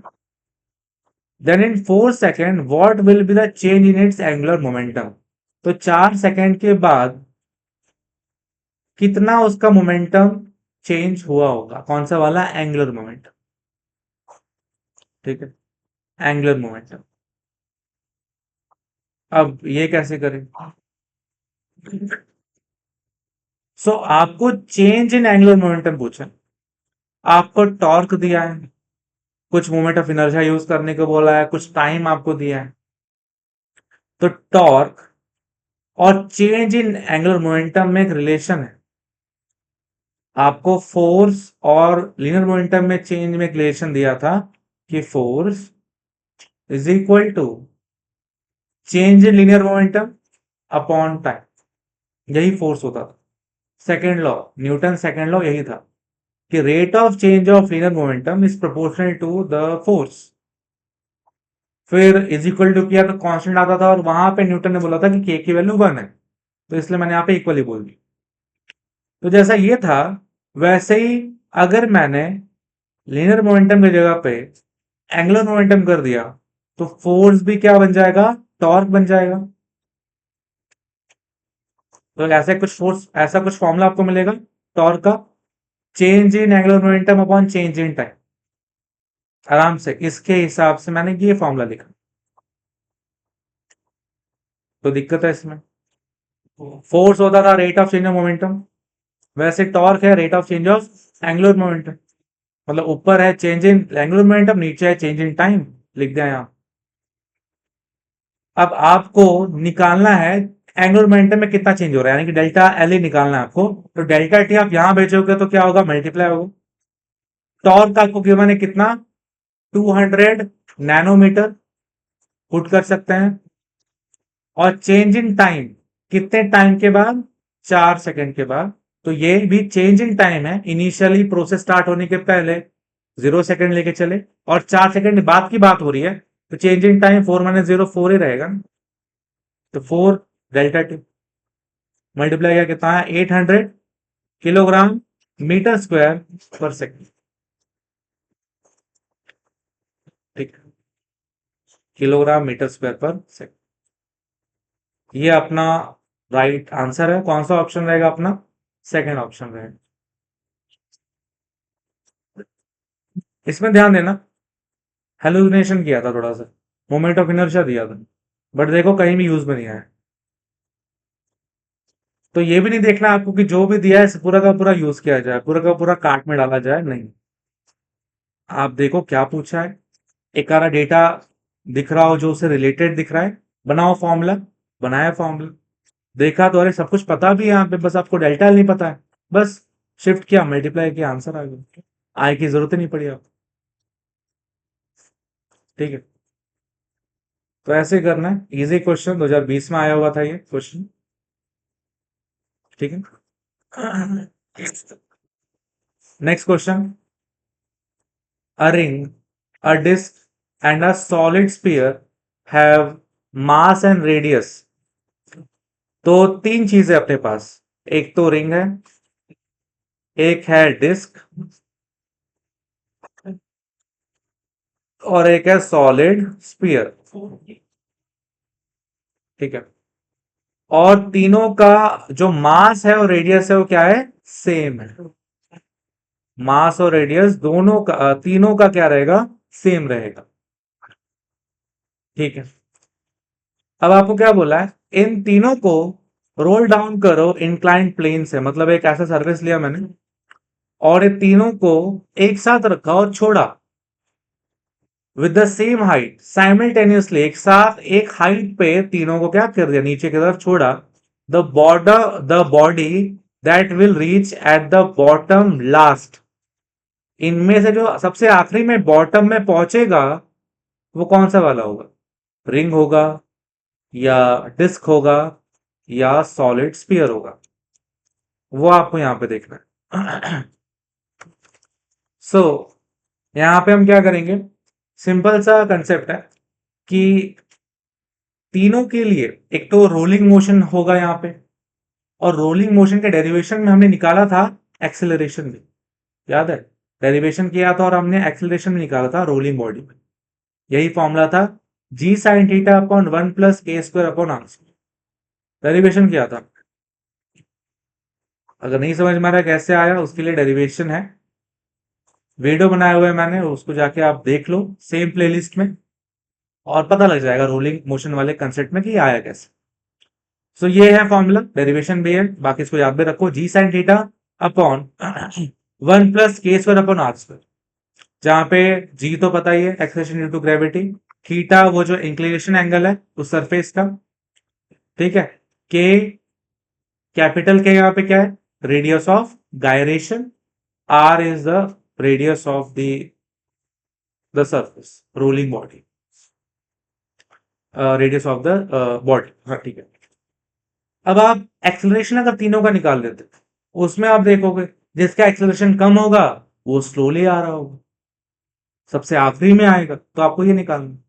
तो ये फॉर्मूला है मेरे पास, मुझमें क्या क्या पता हो सकता है वो देखना है आपको। देखो जी क्या ही करूंगा पुट करके, तीनों के लिए सेम ही होगा जी, थीटा भी तीनों के लिए सेम होगा, है ना? तो जो चीज सेम है वो चीज पुट मत करना, कंपैरिजन तब होती है जब कुछ पैरामीटर सेम है। आप पुट करोगे आप फंसोगे, आप कैलकुलेशन में फंसोगे, वो जरूरत भी नहीं पड़ेगी, उससे इजीली आप कर पाओगे।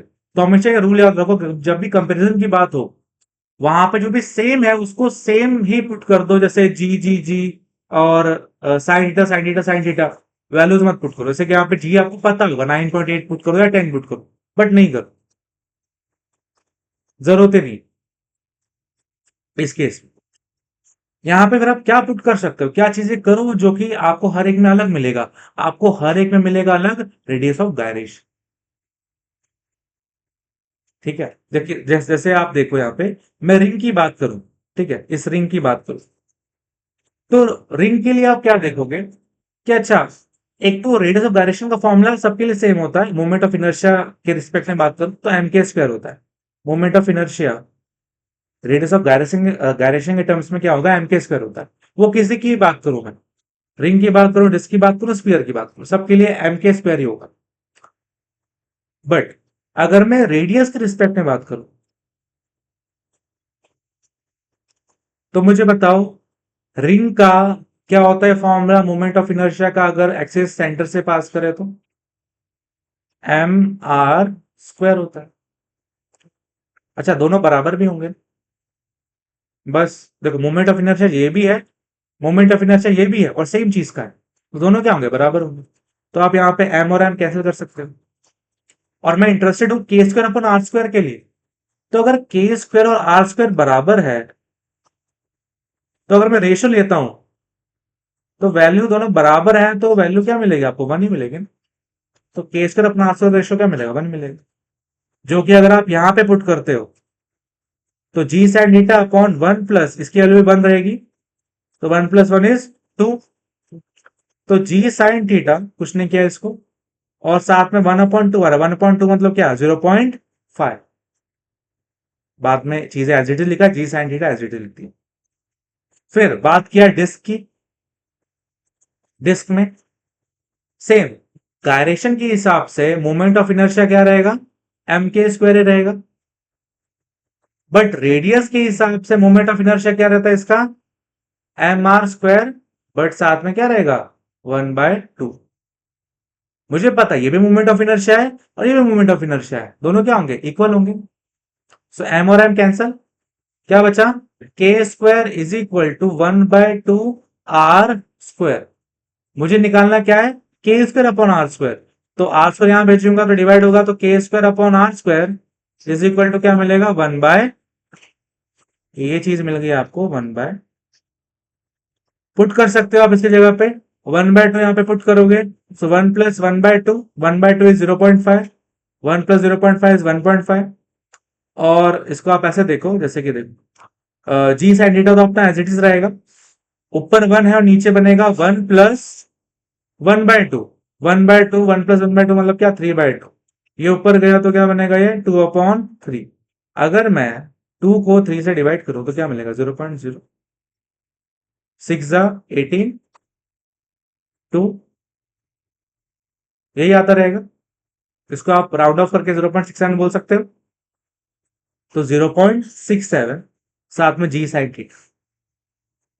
और लास्ट में सॉलिड स्फीयर की बात करें, same moment of inertia in terms of radius of gyration same रहेगा m², बट रेडियस के रिस्पेक्ट में क्या होता है, 2/5 mr, कंपेयर करो दोनों को, कैंसल, k² अपॉन r² की वैल्यू क्या मिलेगी आपको, 2/5।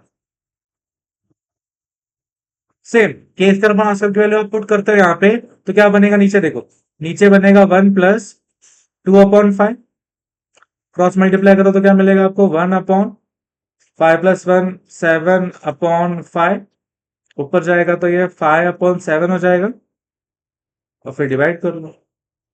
अगर मैं 5 को डिवाइड कर रहा हूं 7 से, तो 0.0, किससे मल्टीप्लाई करें, 7 से, 7 7 49, ऑलमोस्ट, तो 0.71 तक या 0.7 तक जा रहा है।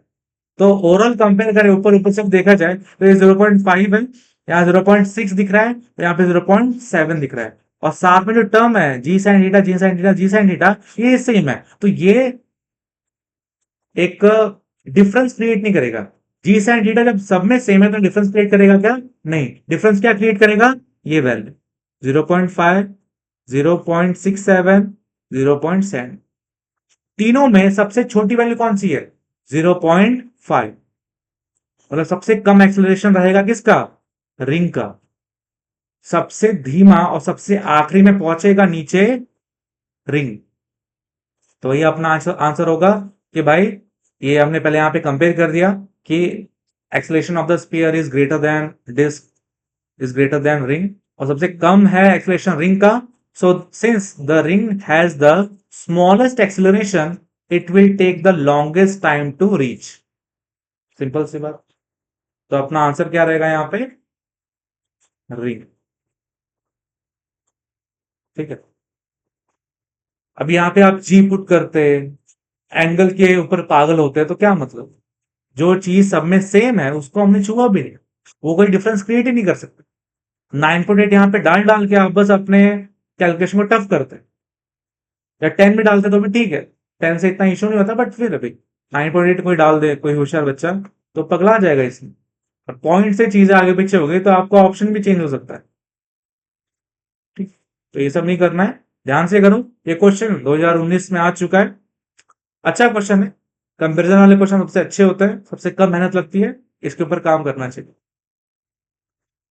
नेक्स्ट क्वेश्चन जो कि काफी बार आ चुका है, 2022, 2021, 2020, लगातार 3 साल ये क्वेश्चन आ गया था, तो ऐसा तो नहीं बोल सकते कि सीटी क्वेश्चन रिपीट नहीं होते, बिल्कुल सीटी क्वेश्चन भी रिपीट होते हैं, और हैट्रिक, लगातार 3 साल ये क्वेश्चन आया हुआ है, ठीक है।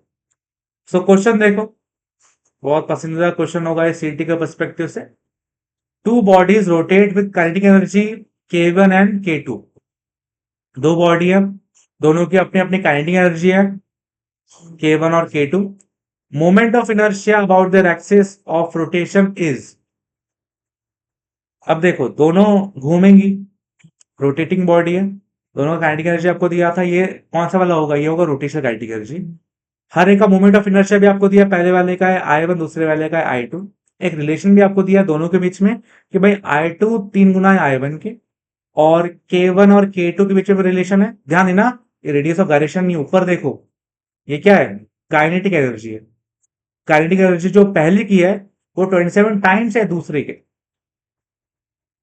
then the ratio of their angular momentum L1 to L2 is, तो आपको L1 और L2 का रेशो निकालना है, प्रोवाइडेड ये सब डेटा है। कैसे करेंगे ध्यान दो, स्टार्ट करो। अच्छा, L1/L2 आपको करना है, आपको आय के बारे में कुछ जानकारी है, ठीक है, आपको के बारे में कुछ जानकारी है, तो पहले तो आप एक फॉर्मूला लिखना, देखो कैसे आप लिखोगे एक फॉर्मूला, जिस फॉर्मूले में एल हो, के हो, काइनेटिक एनर्जी हो, आई हो। पहले ठीक है, दिमाग को तान नहीं देंगे, पहले के लिख लो। काइनेटिक एनर्जी क्या होता है, हाफ आई ओमेगा स्क्वायर, ये फॉर्मूला होता है रोटेशनल काइनेटिक एनर्जी का। अब देख, मैं यहाँ पे क्या करूंगा, मैं यहाँ पे बोलूंगा मुझे यहाँ पे आई तो दिख रहा है, बट ओमेगा है, ओमेगा की बात की नहीं है कहीं भी, मुझे, मैं इंटरेस्टेड हूं एल के लिए, क्या कर सकता है, अगर मैं आई से ऊपर और नीचे मल्टीप्लाई कर दूं, मैं यहाँ पे अगर स्क्वायर क्रिएट करना चाहता हूँ, तो यहाँ पे होगा ये आई और ओमेगा का होल स्क्वायर हो जाएगा, और ऊपर आई मल्टीप्लाई किया तो नीचे भी आई मल्टीप्लाई करूंगा। क्यों कर रहा हूं मल्टीप्लाई, बिकॉज एल जो होता है वो आई ओमेगा के बराबर होता है ना। अब मैं यहाँ पे एल पुट कर सकता हूं, तो यहाँ पे एल का क्या हो जाएगा, स्क्वायर, नीचे टू, टू के साथ क्या रहेगा, आई रहेगा। अब मेरा एक ऐसा फॉर्मूला रेडी हो गया, जिस फॉर्मूले में के इज इक्वल टू, ये चीज देखो, फर्स्ट और लास्ट टर्म देखो, के भी है, के बारे में कुछ रिलेशन यूज कर पाऊंगा, एल है जो मुझे पता करना है, आई भी कुछ रिलेशन मुझे दिया है, तो यही है जो कि आपको इस दरिया से पार करेगा। ठीक है, अब यहाँ पे आप रेशो निकालना चाहते हो एल का, L1/L2, तो एल वाला टर्म एक साइड रखो, इसको वहां भेजो, so L square is equal to 2i/k, ये चीज आपको मिल जाएगी। अच्छा, अगर मैं पहले वाले बॉडी की बात करूं, तो फर्स्ट बॉडी के लिए लेट से आप L1 बोल लो, बिकॉज मुझे दिया भी है, पहले वाले के लिए L1 यूज करो, तो L1 का square is equal to 2 times पहले वाले मोमेंट ऑफ इनर्शिया क्या बोला था, I1, तो जहां पे आया वहां पे क्या पुट करोगे, I1, और पहले वाले की जो एनर्जी थी वो कौन सी थी, K1, तो K1। ऐसे सेकंड वाले क्या बनेगा, L2 square is equal to 2i/2 K2। तो ये दोनों के लिए हमने निकाल लिया moment, angular momentum in terms of I and के।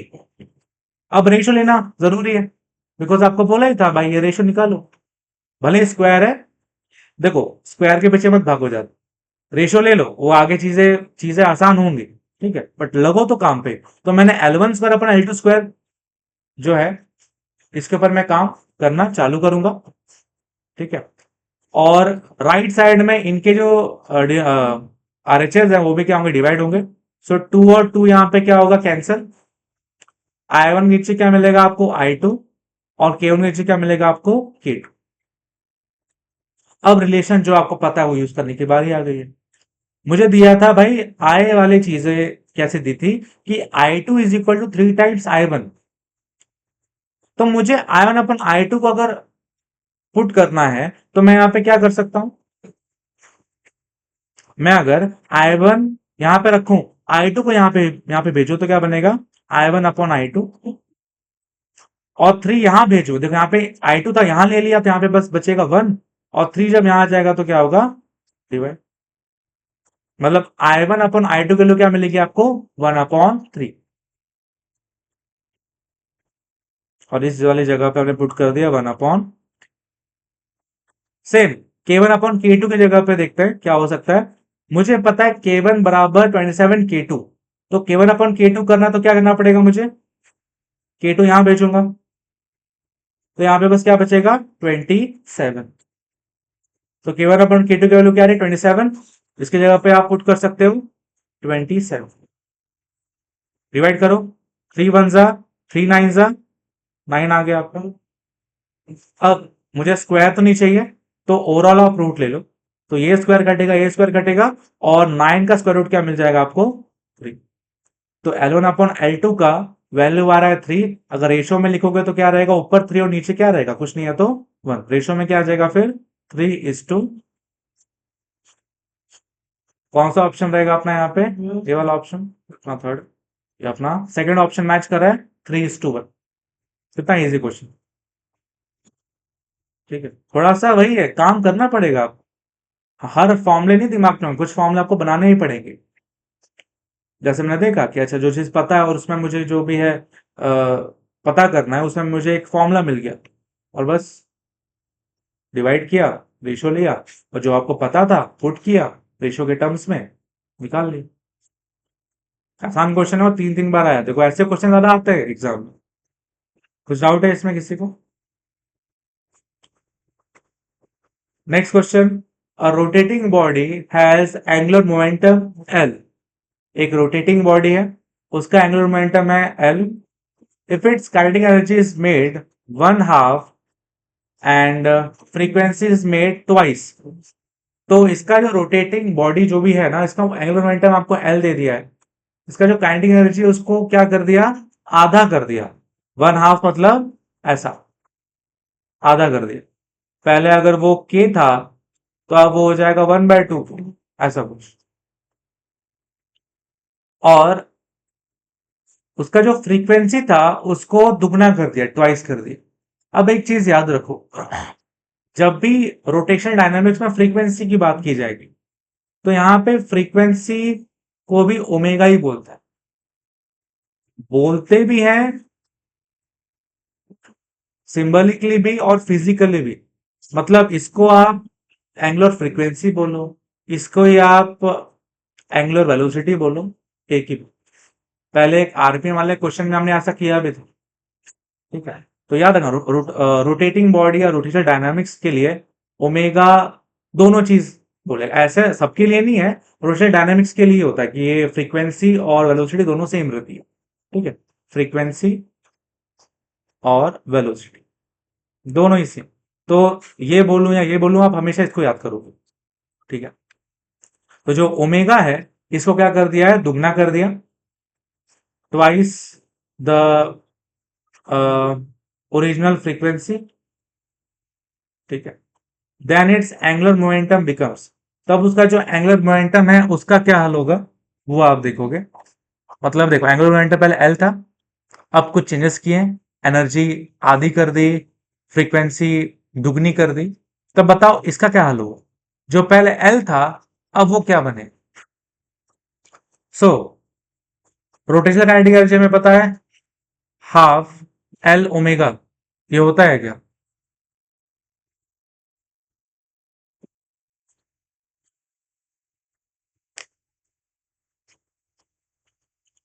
रोटेशनल काइनेटिक एनर्जी क्या इसके बराबर होगी क्या? हो सकती है। किस फॉर्मूले से? कौन सा? L equal to I omega वाले फॉर्मूले से बन जाएगा। देखो अपना काइनेटिक एनर्जी का फॉर्मूला क्या होता है, 1/2 आई ओमेगा स्क्वायर, ये फॉर्मूला याद है सब। मैं यहाँ पे क्या कर लूंगा, ये जो ओमेगा स्क्वायर है इसको मैं ओमेगा इंटू ओमेगा लिख लेता हूँ। अब देखो आप आई ओमेगा को क्या पुट कर सकते हो, एल पुट कर सकते हो। सो काइनेटिक एनर्जी क्या हो जाएगा, half L omega, half L, ठीक है?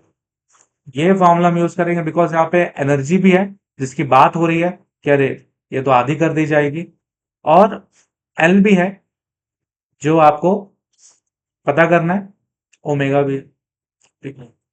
अब जैसे आपकी जो एंगुलर वेलोसिटी है इसको हम ऐसा बोल सकते हैं 2πf या 2πn, याद है ये formula? 2πn where N is the linear frequency, ठीक है? सो एन लिखो एफ लिखो, एक ही बात है। So omega equal to 2πf where F is a frequency. तो आप इस फॉर्मूले में जहां ओमेगा वहां पे क्या पुट कर दोगे, 2πf पुट कर दोगे, ठीक है? इसके बाद 2 और 2 यहां पे होगा कैंसिल, और यहां पे बचेगा पाई एफ एल, ठीक है? यहां से आप एल निकाल लो, के अपॉन पाई एफ, ठीक है? अब यहां पे आपको एल दिख रहा है, राइट साइड में यहाँ पे के है काइनेटिक एनर्जी, और एफ भी है फ्रीक्वेंसी, जिसको बोला भी गया था कि मैं दुगना कर देगा। चलो करते हैं। सो ये आपकी ओल्ड वाली एंगुलर मोमेंटम है, न्यू वाले में एल डैश के डैश एफ डैश कर दिया मैंने। अब यहां पे क्या है, पिछले वाले के हिसाब से यहाँ पे जो एंगुलर यहाँ पे जो काइनेटिक एनर्जी वो क्या हो जाएगी, आधी हो जाएगी। तो पिछला वाला अगर एनर्जी था के, अब हो जाएगा K by 2 pi as it is. और पिछली जो भी फ्रीक्वेंसी थी एफ, अब फ्रीक्वेंसी क्या हो जाएगी, दुगनी हो जाएगी, यानी कि हो जाएगी 2f। समझ में आ रहा है? हमें क्वेश्चन में बोला है ना, काइनेटिक एनर्जी हो जाएगी आधी। तो पहले अगर के थी, अब ये नई वाली न्यू एंगुलर मोमेंटम में क्या हो जाएगा, ये के बाई 2, यही होगा के बाई 2 आधा। और फ्रीक्वेंसी को दुगना कर दिया, सो यहां पे जो एफ था, इसको पहले एफ जो यूज करे थे उसको हमने क्या कर दिया, 2f कर दिया। ठीक है, अब आगे सॉल्व कर लो। सो के अपॉन 2 नीचे जा रहा है, इसके साथ क्या हो जाएगा, मल्टीप्लाई 4, और पाई के साथ क्या बचेगा, एफ। तो L dash is equal to K upon 4f। But अपने को ऑप्शन एल में दिया है, एल डैश तो न्यू वाली एंगुलर मोमेंटम है, एल वाली एल जो है ये पुरानी वाली एंगुलर मोमेंटम है, इसके टर्म से बताना है। तो देखो ये है के अपॉन पाई एफ, तो के अपॉन पाई एफ ये वैल्यू, इसे यहाँ पे क्या पुट कर सकते हो आप, एल। समझ में आ रहा है ना? तो के अपॉन पाई एफ की वैल्यू है एल के बराबर, तो इतनी जगह पे आप एल पुट कर सकते हो, और नीचे क्या रहेगा, 4। तो आपका जो न्यू एंगुलर मोमेंटम है ये पुराने वाले का 1/4 है, तो एल अपॉन 4 ये अपना आंसर आएगा। कौन सा ऑप्शन, फर्स्ट ऑप्शन। समझ में आया? फॉर्मूले को ढूंढना पड़ेगा आपको, फॉर्मूला आपको निकालना पड़ेगा, ठीक है, उसके टर्म्स में जो दिया है, मोस्ट ऑफ द डेटा उसके फॉर्मूले में आना चाहिए, जैसे हमने यहाँ पे बनाया है। फिर ओमेगा को फ्रीक्वेंसी के टर्म्स में 2 पाई एन या 2 पाई एफ लिखा जाता है, वो ही बनाया है। ठीक है, उसके बाद यहां से एल निकाल, ये आपका ओरिजिनल वाला एंगुलर मोमेंटम।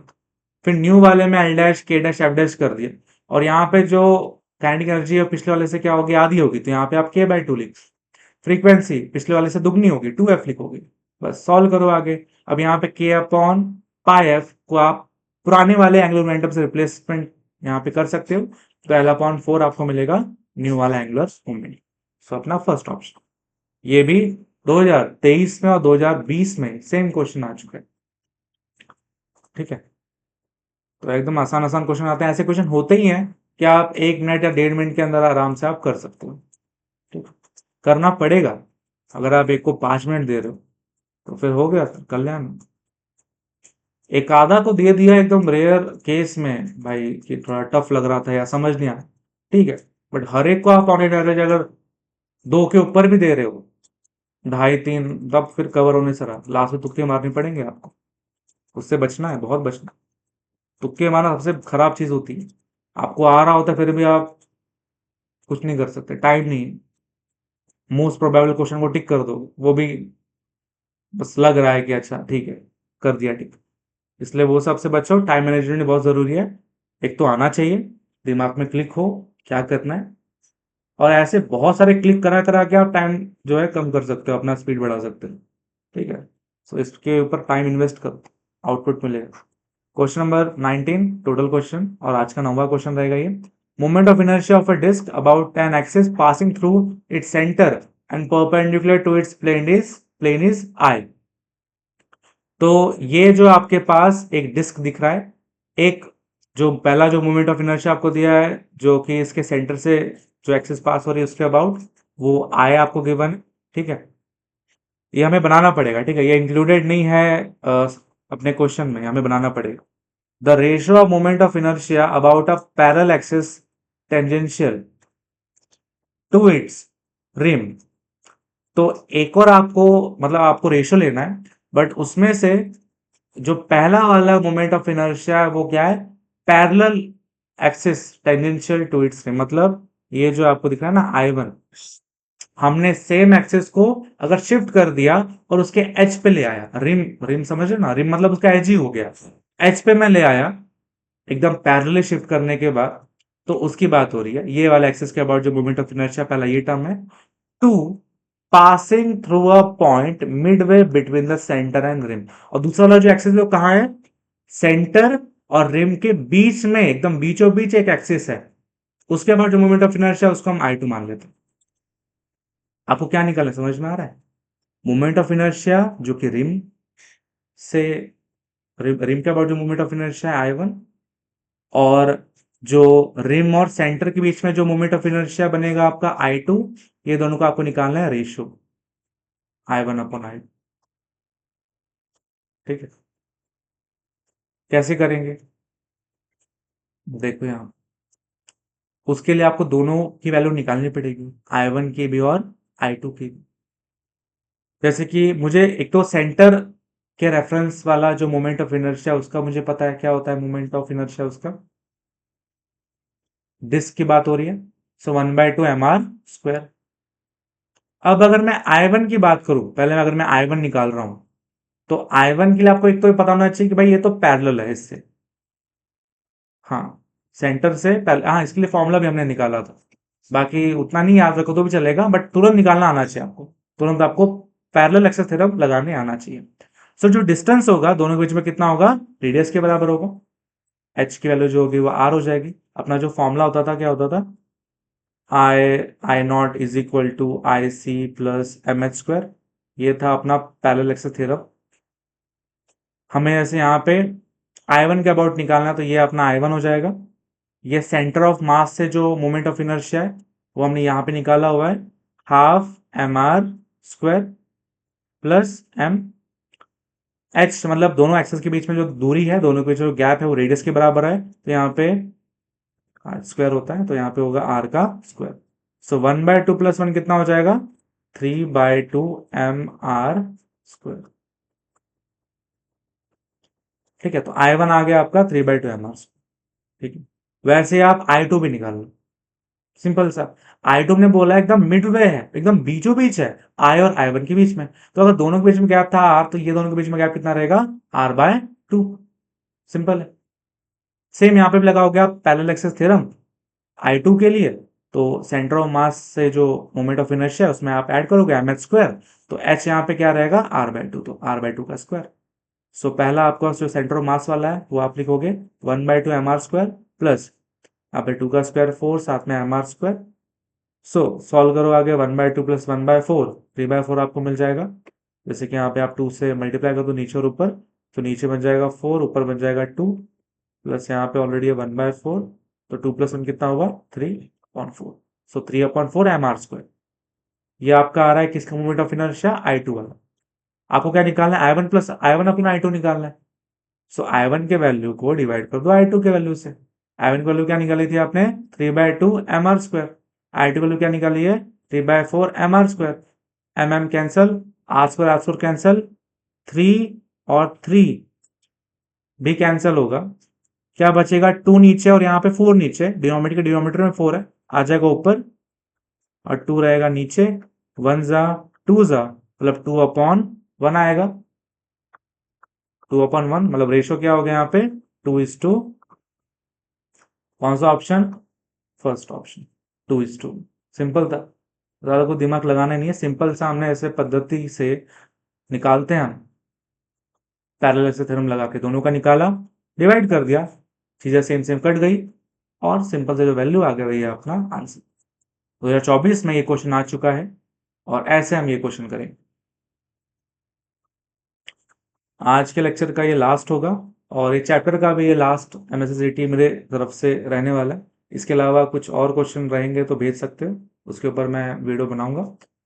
सो क्वेश्चन देखो, a metal sphere of radius R, specific heat S, specific heat आ गया, is rotated about an axis passing through its center with speed n rotates per second. It is suddenly stopped and 50% of its energy is used in increasing the temperature of the sphere. तो क्या बोला है कि एक जो आपका metal sphere था वो घूम रहा था, ठीक है, अपने एक्सिस के अबाउट घूम रहा था, उसके सेंटर से पास हो रही थी वो एक्सिस, ठीक है, और 50% उसकी जो एनर्जी थी, कौन सी एनर्जी होगी, ये घूम रहा था तो काइनेटिक एनर्जी होगी, तो 50% जो काइनेटिक एनर्जी थी वो यूज हो गई, और वो यूज होके क्या बनी, उसने उसका टेम्परेचर बढ़ाया, उसका उसने क्या किया, टेम्परेचर बढ़ाया, उसको उसने गर्म कर दिया होगा, गोल घूम घूम के। तो आपको बताना है भाई कितना टेम्परेचर बढ़ा, राइज इन टेम्परेचर कितना, प्रोवाइडेड आपको स्पेसिफिक हीट दिया है एस। ठीक है, बढ़िया। ऑप्शन देख लो, एन है, आर है, एस आ रहा है, स्पेसिफिक हीट भी आ रहा है अपने ऑप्शन में, एन आ रहा है, रोटेशन पर सेकंड भी आ रहा है। क्या करेंगे देखो, इसलिए हमेशा क्वेश्चन पढ़ने के बाद आप ऑप्शन भी देख लो, दिमाग में रहेगा भाई क्या क्या अपने पूरे प्रोसेस में आना चाहिए। नहीं तो आप देख के चालू कहीं और हो गए और देखा लास्ट में ऑप्शन मैच ही नहीं हो रहा, ये तो कभी नहीं होना चाहिए। ऑप्शन 80% तो मैच हो, 0% है ना, या 10% मैच हो रहा है, मतलब आपने क्या किया फिर, आप अलग रास्ते बह रहे थे और ऑप्शन अलग ही रास्ते थे। ऐसे मत करो, कभी ऑप्शन देखो अपने आप दिमाग में, और चीजें वो हेल्प करने के लिए ऑप्शन बने आपके। ठीक है, आपके हेल्प करने के लिए गए, आपको परेशान करने के लिए नहीं बने कभी भी ये।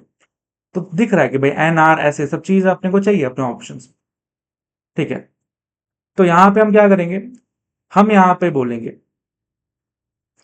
कि एक तो जो भी आपकी काइनेटिक एनर्जी है, ठीक है, उसका आपको उसको आपको पहले निकालना पड़ेगा, उसका आपको आधा करना पड़ेगा, 50% मतलब उसका आधा करना पड़ेगा। और वो आधी काइनेटिक एनर्जी अगर टेम्परेचर बढ़ाने में यूज हो रही है तो उसके ऊपर काम करना पड़ेगा। तो पहले मैं क्या निकालने वाला हूं, काइनेटिक एनर्जी। क्या होता है फॉर्मूला, हाफ आई ओमेगा, सो आई डालना पड़ेगा बिकॉज रोटेशन हो। ठीक है, और एक सॉलिड स्पीयर की बात हो रही है, सो आई क्या होगा, एक्सिस सेंटर से पास हो रहा है तो 2/5 mr²। ठीक है, मुझे एन की बात की, एन रोटेशन पर सेकंड मतलब ये फ्रीक्वेंसी होता है। ठीक है, सो मुझे ओमेगा मैं यहां से निकाल सकता हूं 2πn, एन के टर्म्स में 2πn, ये फॉर्मूला होता है ओमेगा का, एंगुलर वेलोसिटी का 2πn। अब क्या करोगे आप, काइनेटिक एनर्जी के फॉर्मूले को देखो ध्यान से, 1/2 लिखा मैंने, आई की वैल्यू मैंने यहां लिखी हुई है, इसको मैं पुट कर दूंगा आई की जगह पे 2/5 mr² इंटू ओमेगा भी मैंने निकाला, बिकॉज देखो ओमेगा कहीं भी ऑप्शन में नहीं है, हाँ एन है, पाई भी है, देखो पाई, ये पूरा हिंट आ रहा है कि पाई भी ऑप्शन में, एन भी ऑप्शन में, ओमेगा नहीं है, तो ओमेगा को रिप्लेस करना पड़ेगा विद 2πn, है ना, रिप्लेस कर दिया मैंने 2πn, पुट कर दिया इस ओमेगा की जगह। अब आगे थोड़ा सॉल्व कर लो, कुछ काट पीट लो, है ना, यहाँ पे 2 और 2 कैंसिल कर दिया मैंने। ठीक है, और आगे फिर क्या ही हो जाएगा यहाँ पे, अच्छा एक चीज और, ओमेगा का स्क्वायर हो रहा है, तो 2πn का स्क्वायर होगा।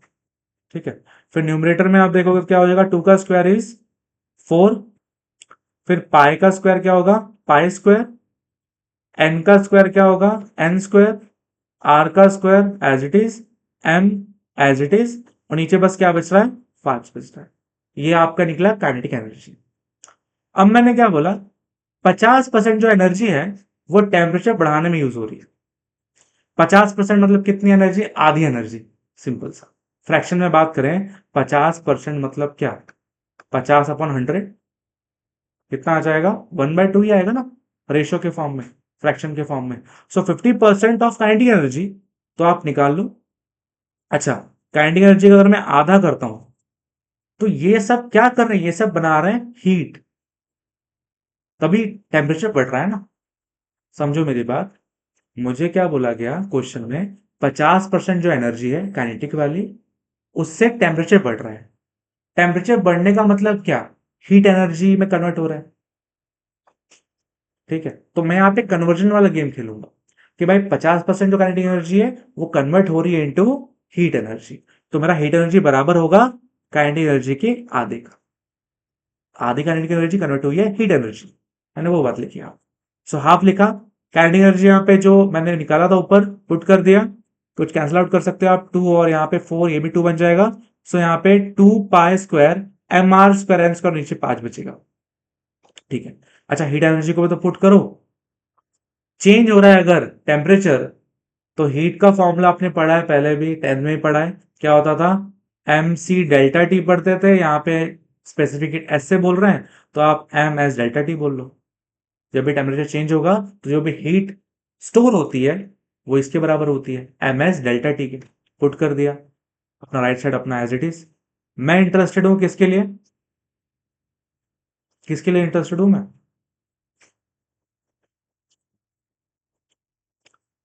राइज इन टेम्परेचर, मतलब चेंज इन टेम्परेचर के लिए ना, मतलब डेल्टा टी के लिए, दिख रहा है delta T. Change in temperature ही होता है। मतलब डेल्टा टी यहाँ रखो, बाकी सब वहां भेज दो। जैसे आप एम यहाँ देख रहे हो, एम यहाँ देख रहे हो, अगर एम यहाँ गिर जाता है डिवाइड ही हो जाएगा, तो पहले मैं इसे कैंसिल आउट कर दूंगा। एस में यहाँ भेजूंगा तो एस यहाँ पे क्या आएगा, फाइव के साथ आ जाएगा, फाइव एस, कुछ ऐसे। ठीक है, यहाँ पे जब शिफ्ट करोगे तो एस यहाँ शिफ्ट करके ऐसा कुछ मिलेगा। सो ऊपर है 2 pi square N square R square, नीचे क्या बचेगा, फाइव के साथ क्या, एस। कौन सा ऑप्शन मैच कर रहा है, 2 pi square N square R square upon five, second option. ठीक है, सेकंड ऑप्शन में मेरा मैच कर रहा है, और यही है मेरा इंक्रीज इन टेम्परेचर, और we can say rise in temperature, जब आधी काइनेटिक एनर्जी कन्वर्ट हो गई उस स्फीयर की इन इन हीट एनर्जी, और वी कैन से उसने उसका जो टेम्परेचर है वो राइज किया। कितना राइज किया, इतना राइज किया। ये क्वेश्चन 2019 एमएसटीसीटी में आ चुका है, इजी क्वेश्चन था, थोड़ी भी दिक्कत नहीं होगी मेरे हिसाब से तो इसमें। बाकी डाउट है तो पूछो, कोई भी स्टेप में डाउट है क्या किसी को। प्रैक्टिस करो एक बार और, अपने हाथों से इसको गुजारो, चीजें और अच्छे से क्लियर होंगी। और डाउट अगर थोड़ा है भी अभी, वो भी गायब हो जाएगा अपने। प्रैक्टिस की कमी है बस, और चीजें शायद एक बार में बहुत सारी आ गई सामने, उसके कारण थोड़ा सा कंफ्यूजन होता है, बट नहीं, कंफ्यूजन मत लाओ, प्रैक्टिस करो, चीजों को क्लियर करो। ठीक है, सो ये है हमारा आज का लेक्चर। इसमें डाउट रहे किसी को भी तो कमेंट में आप पूछ सकते हो, एडिशनल कोई क्वेश्चन है तो आप कमेंट में डाल सकते हो। इस वीडियो को लाइक शेयर करो, चैनल को सब्सक्राइब करो, और अगर वीडियो अच्छा लगे तो उसके ऊपर ही मुझे कमेंट करके अप्रिसिएशन दे सकते हो, तो मुझे भी अच्छा लगेगा। बाकी हम मिलते हैं नेक्स्ट लेक्चर में, तब तक के लिए ध्यान रखो, पढ़ते रहो। Thank you so much, bye bye.